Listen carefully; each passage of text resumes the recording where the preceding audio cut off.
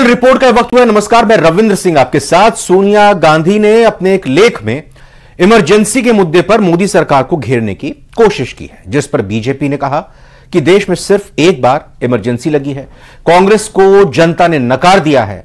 यह पूरा मामला क्या है, इस रिपोर्ट में आपको दिखाते हैं।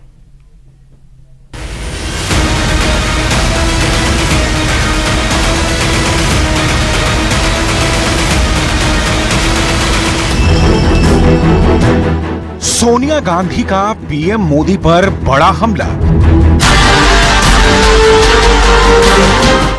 आर्टिकल के जरिए सोनिया गांधी का पीएम मोदी पर पलटवार।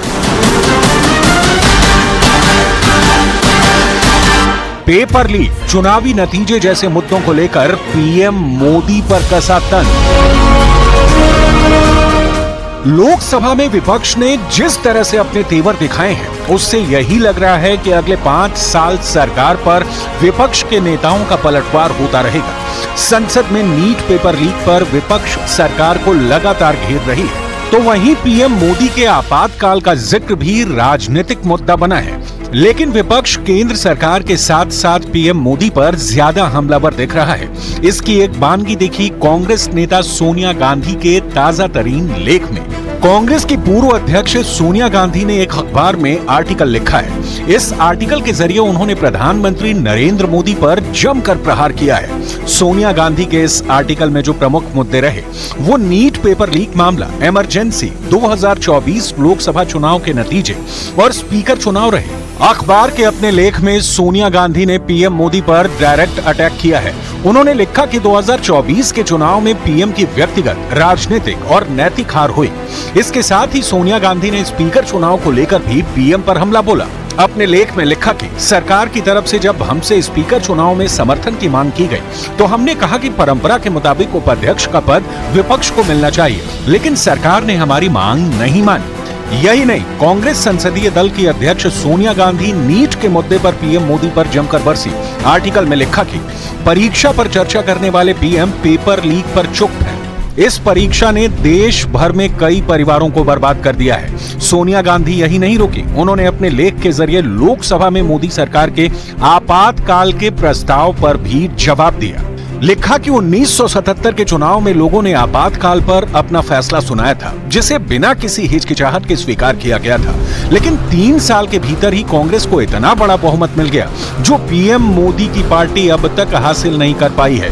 इसके साथ ही सोनिया गांधी ने अपने लेख के जरिए ये भी आरोप लगाया कि बीजेपी शासित राज्यों में बुलडोजर फिर से अल्पसंख्यकों के घरों को महज आरोपों के आधार पर ध्वस्त कर रहे हैं। सोनिया गांधी के इस लेख पर सियासी हंगामा शुरू हो गया है। बीजेपी ने सोनिया के लेख पर पलटवार किया। बीजेपी ने कहा कि विपक्ष से स्पीकर पद के लिए उम्मीदवार खड़ा ना करने को कहा गया था, लेकिन विपक्ष ने स्पीकर पद के लिए अपना उम्मीदवार खड़ा कर मुंह की खाई। अभी स्पीकर का मौका आया था, कहा था मोदी जी ने कि आप कंसेंसस बनाइए और स्पीकर के चुनाव में अपना कैंडिडेट मत खड़ा करिए, परंतु उनको तो कैंडिडेट खड़ा करना था। उन्होंने कैंडिडेट खड़ा भी किया और वहां पर वॉइस वोट से वोटिंग भी कराई। अब जब मुंह की खाली है तो कह रहे हैं कि मोदी जी कंसेंसस नहीं बना रहे। सच ये है कि वह अभी तक ये समझ नहीं पा रहे या ये उनके गले से नहीं उतर रहा कि उनको एक कंस्ट्रक्टिव विपक्ष की भूमिका निभानी है, ना कि हर बात पर नींद में करना है और हर बात पर टिप्पणी करनी है। यही नहीं, बीजेपी ने इमरजेंसी के मुद्दे पर भी सोनिया गांधी को जवाब दिया। बीजेपी ने कहा कि देश में सिर्फ एक बार इमरजेंसी लगी है, कांग्रेस को जनता ने नकार दिया है। उधर इंडिया गठबंधन में कांग्रेस की साथी पार्टी उद्धव गुट के संजय राउत ने भी 2024 के परिणाम को पीएम मोदी की व्यक्तिगत हार कह दिया। तो राहुल गांधी जी बार बार कहते हैं इस देश में अनडिक्लेयर्ड इमरजेंसी है, वो असत्य है। कोई अनडिक्लेयर्ड इमरजेंसी तो नहीं है। इमरजेंसी तो केवल एक ही बार लगा था, 1975 में इंदिरा गांधी जी ने लगाया था। उनका देखने का, सोनिया गांधी जी का देखने का नजरिया है एक, लेकिन एक और नजरिया इस चुनाव के नतीजों को देखने का, वो ये है कि भारत की जनता ने कांग्रेस पार्टी को तीसरी बार जो है रिजेक्ट कर दिया है। वो नरेंद्र मोदी जी की व्यक्तिगत हार है। यही मोदी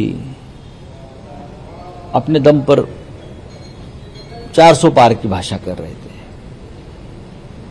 कांग्रेस को 50 सीटें भी नहीं मिली। राहुल गांधी को बोलते थे शहजादे की जितनी उम्र है उतनी भी सीटें नहीं मिलेगी।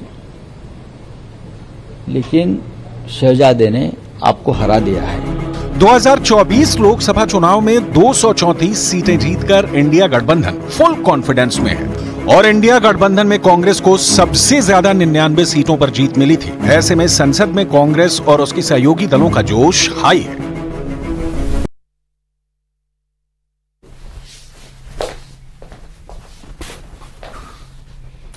दिल्ली एनसीआर में इतनी जबरदस्त बारिश हुई कि 88 साल का रिकॉर्ड टूट गया। लेकिन इसी के साथ बरसात के बाद हालात से निपटने में सिस्टम पूरी तरह फेल नजर आया और यह हाल तब का है जब अभी तो बारिश की शुरुआत ही हुई है।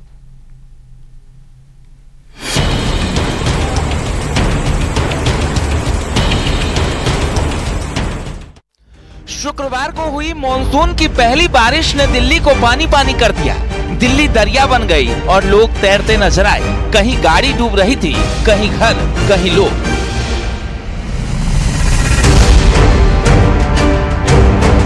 पानी की बूंद बूंद को तरसती दिल्ली में मॉनसून की पहली बारिश ही इतनी बरस गई कि राजधानी मुसीबतों का शहर बन गया। सड़कें तालाब में तब्दील हो गई।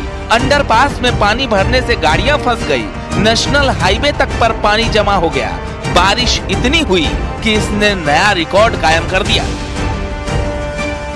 जून में इतनी ज्यादा बारिश ने 88 सालों का रिकॉर्ड तोड़ दिया है। जून के महीने में दिल्ली में 24 घंटों में अब तक की सबसे अधिक बारिश 28 जून 1936 को 235.5 मिलीमीटर दर्ज की गई थी।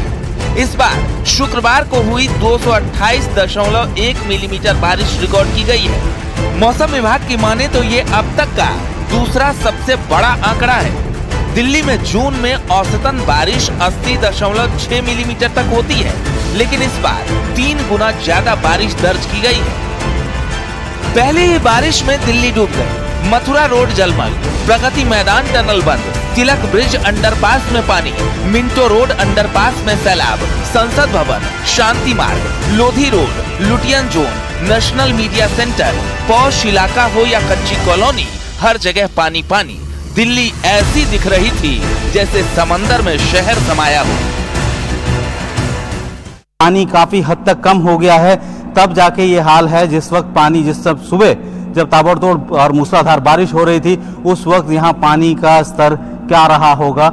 सुरक्षा के मद्देनजर इस पूरे टनल को बंद किया गया है और कोशिश की जा रही है कि हैवी पंप सेट के जरिए, जो कि इस टनल में पहले से जब प्लानिंग की गई थी कि कभी इस तरीके की स्थिति आती है, कभी जल भराव की समस्या होती है या तेज पानी आता है, तो यहाँ से पानी की निकासी कैसे हो, तो बड़े हैवी पंप्स के जरिए पानी निकालने की कोशिश जरूर की जा रही है।